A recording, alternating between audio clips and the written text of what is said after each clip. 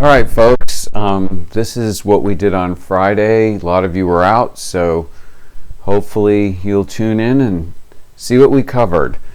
Your packet has most of these notes in it, so I don't know that you really need to write much. Maybe mark down some things from my remarks that you might find useful. We're looking at two proportion Z procedures, and since we've already covered one proportion, confidence intervals, and tests, you know the basic structures. So there's really no reason for us to look at this one at a time. So it goes quickly. I mean, you got to master the overall structure, and if quiz results were any indication, there may be many of us that need to invest a little time in this. But so starting with this, let's see. Okay. So really, two sample proportion procedures, whether they be confidence intervals or tests of significance, are based on a difference. Population proportion of one, subtract the population proportion of another. So it's much like random variables when we covered them and we were combining them by adding and subtracting them, and they became one single random variable. Well, what we're going to do is sort of blend two populations into not necessarily a single population, but into a single sampling distribution, and so that we can, find sample outcomes for these comparisons or these subtractions. So when you go ahead and do this, this is kind of what we're supposed to include in our write-ups. You have to define both proportions. Now, for a confidence interval, that's not as important as for a test of significance, because a test of significance can be one direction, like greater than or less than, for the alternative, in which case the order of the subtraction is kind of a big deal. But a confidence interval and a test of significance that's not equal to, these are two-sided procedures. So really the order does not matter, but even so, define both proportions. And something else that's new here is that instead of just looking for randomness for your samples, there has to be independence. Now, as far as I'm concerned, I have never had to do any kind of a limitation because of lack of independence. Because in most cases, your samples are clearly distinct. They don't overlap. They don't share any individuals. Men versus women, whites versus non-whites, that kind of thing. So you're not going to lose your independence too often with this. So basically, I would always go with independence and just worry about whether or not your samples were chosen randomly. All right, both sampling distributions are approximately normal.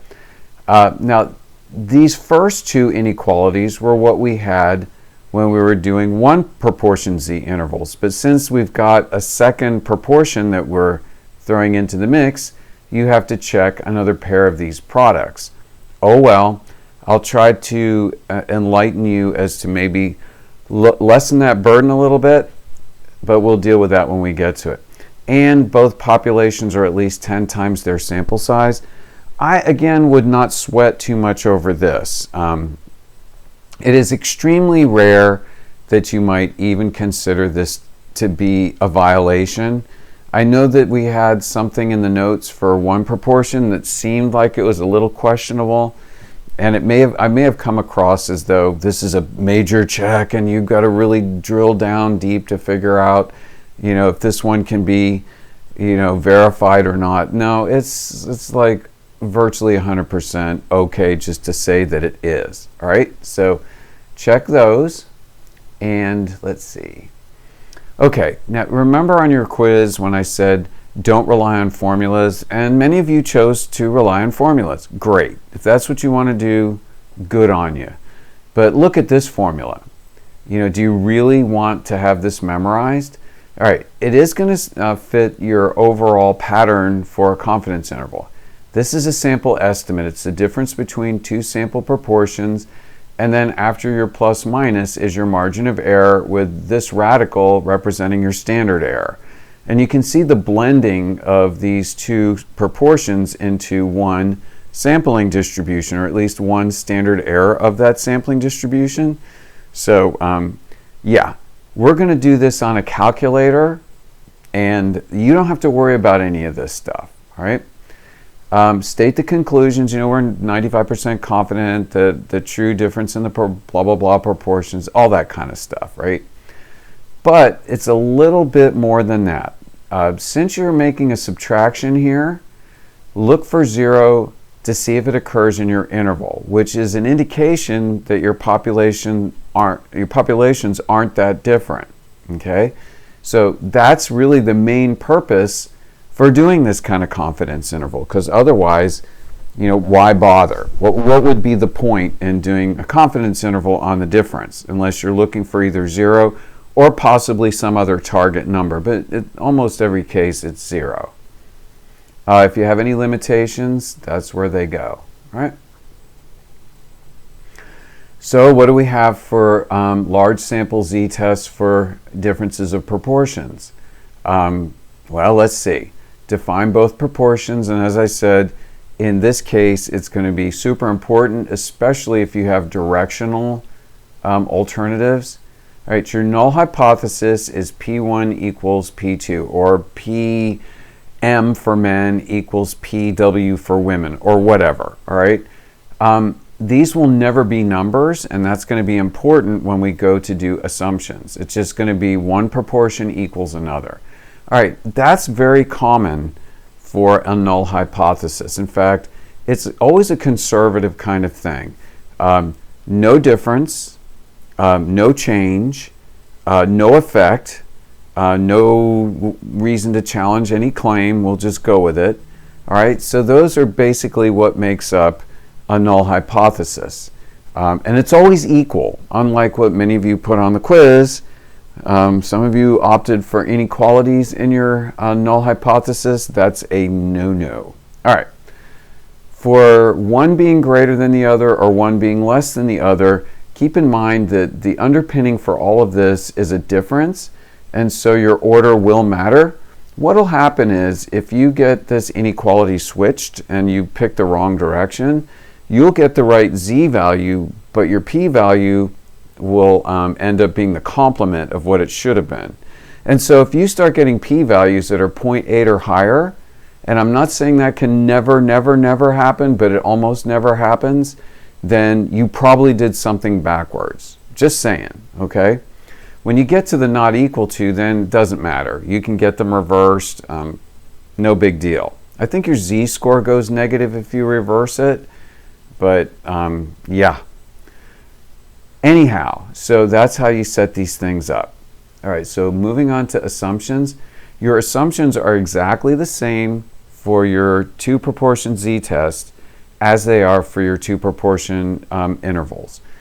The reason that this is kind of unusual is that for a one proportion z-test, we had HOP equals some number, like HOP equals 0.25, in which case we would not be using p hat, we'd be using that 0.25.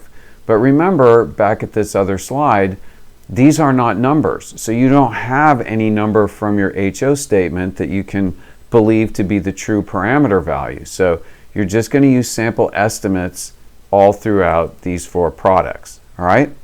So yeah, these all three are repetition of your confidence intervals. All right, if you thought that all of what you had to do for two proportion intervals was bad for the formulas, check out this one. All right, this one is just all over the top. All right, you have it's based on a difference, and by the way, this is assumed to be 0. So you've got P1, P2, or I'm sorry, P hat 1, P hat 2, P1, P2, N1, N2, but surprise, you have some P hat values in your standard error that don't have a subscript. That's because they are actually a blending of your two sample estimates, and that's called a pooled p hat, and it has its own formula. So you've got to get this formula right before you can even use this formula. So I'm just going to throw out the crazy notion that maybe you shouldn't just use any formulas. you should just pop these things out in your calculator and let it handle the formulas. Because even if you tried, can you imagine getting this entirely right with all the areas in it that you can mess up on? Okay, so the combined pooled estimate of the common population proportion is this, all right? And yay, we're just going to report the value from the calculator with Z, p-value, that pooled p-hat, maybe alpha if you want to put those on the same line, and then your conclusion is as usual, all right? So this is your assignment. It's posted everywhere. So let's go into your packet notes and look at those. All right, there they are. Okay, I actually ended up on Friday writing these out 6 times. And so I am not going to write them out again. If you need to pause to write, then pause. And you can just take all the time that you need. But I'm just going to go with what I already have and save my poor wrist. I'm in traction here. Like my whole body is in traction from having written so much. And, you know, your proportion, confidence intervals, all the inference for proportion is the most writing in all of the inference. So once we, you know, power through this, then things should get a little better. Okay, so this is on page 14, and we skip page 15. We're going to do that Monday. So you have 24.8% of 550 white adults surveyed reported they smoked cigarettes, while 25.7% of 550 black adults surveyed were smokers. Okay, the reason I have writing up here is because I have p-hat, it's percentage, but we can make it into a proportion. We have n, 550 for both, but we don't have x, and you need x and n to throw into your calculator. So, all right, you can get x by just multiplying the p-hat back into your sample size, and that'll give you x. So 134.6 is that product. I went ahead and just converted it to 136. The reason being is because in many calculators, you know, if we're doing successes out of total and the successes are people, they are countable, your calculator can give you an error message if you try to push some kind of decimal in there. So you can round up, round down. It's an estimate, who cares? You'll be close enough to get your full credit if you do it right. So it's really, we'll go with 136 out of 550. And then we did the same thing here, and I rounded down to 141 out of 550. So that's what I'm going to put in the calculator. All right. So the PW is the proportion of white adult smokers, and P sub B is the population proportion of black adult smokers. All right. You know, SRS is assumed, samples are independent. You see I'm kind of condensing this down a little bit. Try to save a little bit of writing. Now, if you feel that since it's a survey that somebody may have gone ahead and done it randomly, that's fine. I just said, I'm not sure, I'm assuming it. I will make it a limitation, but there you go. Populations are at least 10 times the sample sizes. I believe that's obvious. So then I did n times p hat, n times 1 minus p hat, n times p hat, n times 1 minus p hat. This is for whites, this is for blacks. All of them exceed 10, so the sampling distribution is approximately normal. Okay, name your interval. That's a gradable thing. And on your quiz, it was like 10 points. So, I mean, if you're not going to write out all your formulas, at least name it. Here is your 90% confidence interval. So let's call this up and let's go to a calculator page and menu, statistics, and confidence intervals, and 2 proportion Z intervals. Okay, that was, I think, 136. I did the whites first. The order really doesn't matter for confidence intervals. That's out of 550. And then we had 136, I think, out of 550. And I think we need to change that to 0.9 for a 90% confidence interval. All right, let me just make sure I have 136. Oh, that's not right. 136 and 141. I'm glad I checked. So let's change that. So delete, and we'll do 141. All right, if you look at these things, they look pretty close together. So if we trap 0, I would not be surprised. All right, all we need is the lower and the upper portion of that confidence interval. We don't really need to report anything else. So let's just move on from here and let's get this back up. All right, so that's where these two numbers come from. And 0 is in there, right? Because we're going from negative to positive, so we got to cross by 0. So here is the write-up. And stick to the script, people. Some of you guys came up with goofy stuff on your quiz. So we're 90% confident that the true difference between the proportion of white and black adult smokers falls in the interval from negative 0.0521 to 0.034. The asterisk just means that this is required. You don't put that on your write-up, but this is notes. Since 0 is contained in this interval, there may not be a difference between the proportion of black and white smokers at a 90% confidence level. And then I put a disclaimer for the SRS. And you can just go generic like this. You don't have to really refer to any one possible violation. But don't just write that if there are no violations, because then people are going to go looking for them. And you're just kind of leading them around, on a kind of a hopeless journey. All right, now the reason that I concluded this with at a 90% confidence level is because your interval, whether it be this problem or a different one, might have 0 in the interval, but really close to the edge, like really close. So close that in fact, if you change the confidence level, 0 can fall out. Like if we went to, 85% or 80% confidence on this one, 0 might fall out and not be included anymore. In that case, then, we wouldn't be able to note that it was there. We would note that it wasn't there, so that there might be a difference. So really all we're saying is there may not be a difference based on the margin of error that we're using, okay? Which can change with your confidence level. Okay, so pause this if you need to, get these things copied. And I'm just going to move on past the next page to the final page. And this is a 2 proportion z-test. And it says more likely than, so that's going to be greater than. So it is not two-sided. I'll save the two-sided for Monday because I want to kind of mix up confidence intervals with tests of significance. But I think you can still do a test of significance for not equal to whether we cover it today or not. It's just going to be more or less the same. In fact, it's easier, right?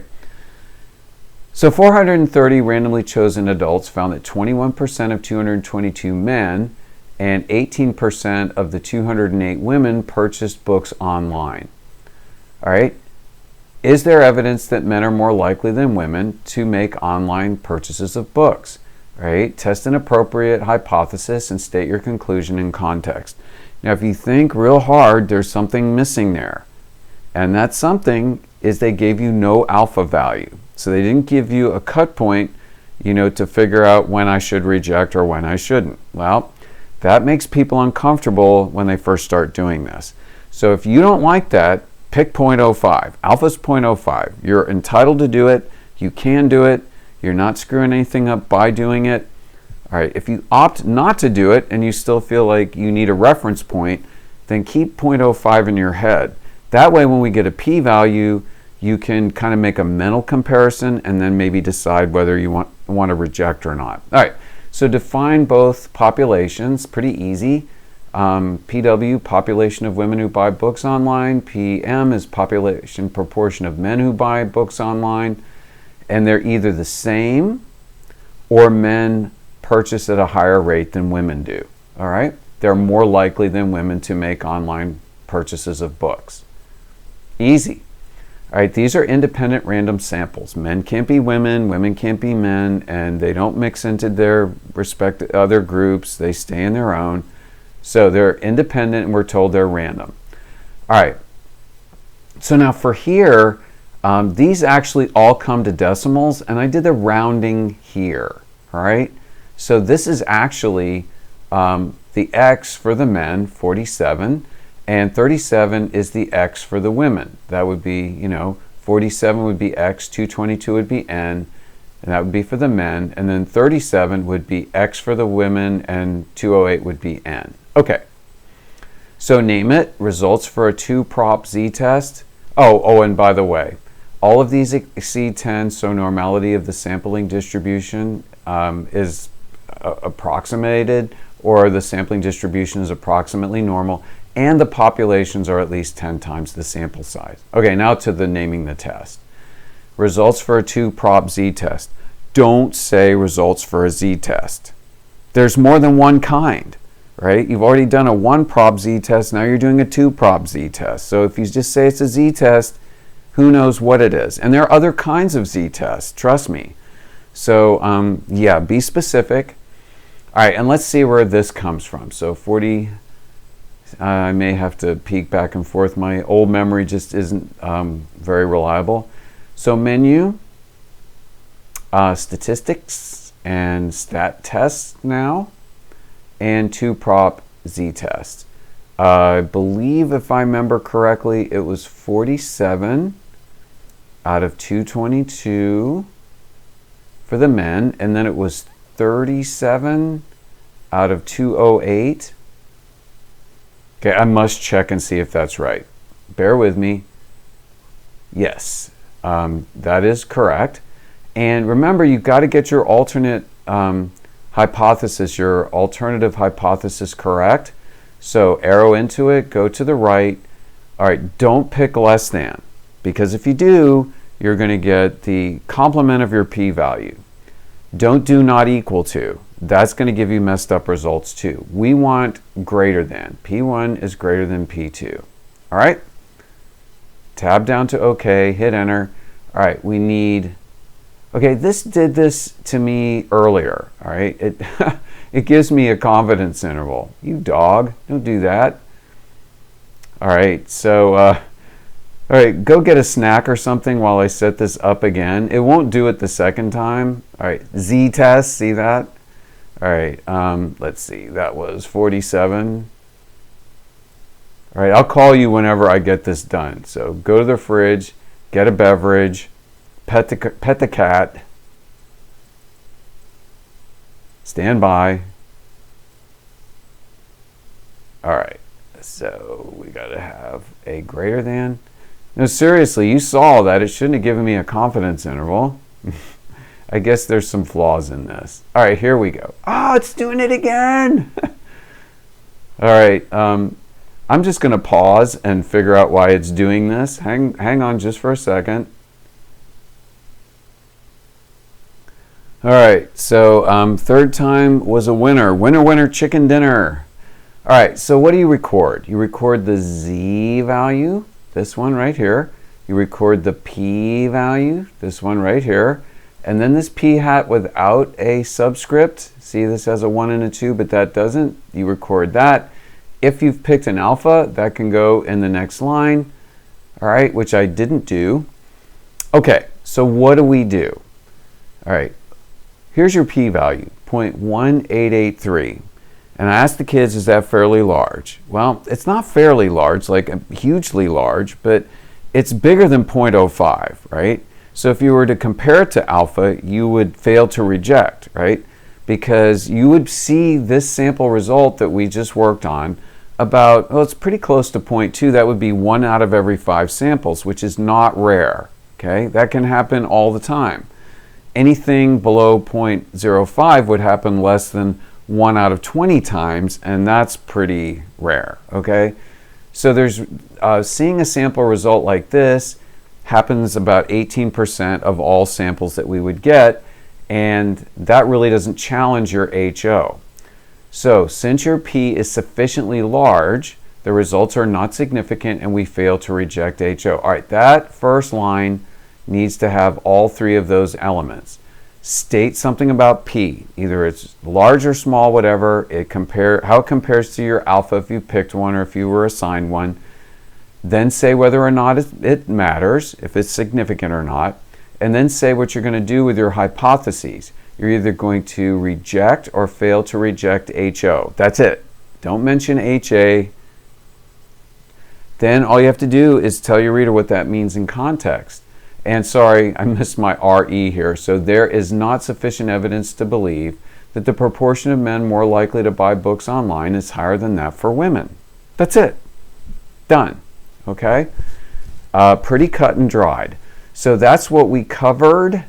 And if you were not there, I did pick up the little mini packet on the FRQ. Remember I said that was due Friday, so bring it with you Monday. And we will cover this guy here and talk about it, and we'll see how that goes. And we're just going to stick with this for a little while longer. I'm hoping to get your quizzes back Monday as well. So on that note, have a good rest of your weekend, and I am signing off.